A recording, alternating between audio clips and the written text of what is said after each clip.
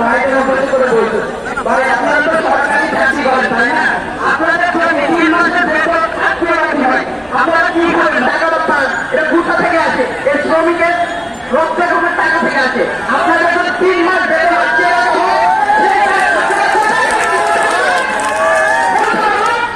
বলতে পারলো আপনারা কি করেন?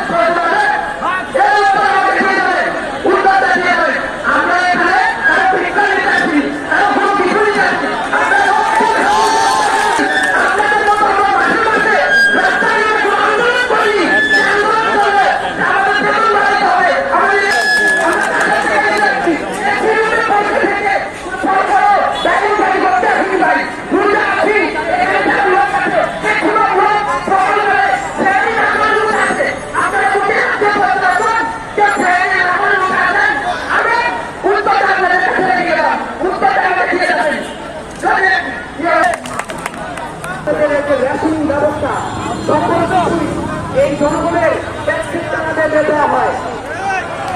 আপনারা জনগণের ট্যাক্সের টাকা দিয়ে চলেন, আবার যদি জনগণ যখন তাদের নিজস্ব সংগ্রামে এ রাস্তায় নামে বেশি দাবি দেয় না, তারা কাজ করেছে শুধু পাওনাকে মজুরি সেটাই দিবেন।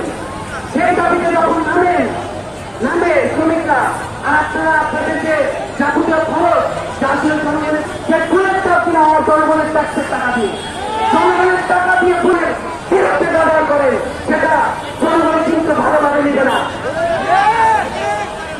পরিষ্কার করেন, এখানে অনেক সৈনিক ভাইরা আছেন, অনেকেই দেখা যাবে মধ্যবিত্ত পরিবারের ছেলে, অনেকেই শ্রমিক পরিবারের ছেলে হইতে পারে,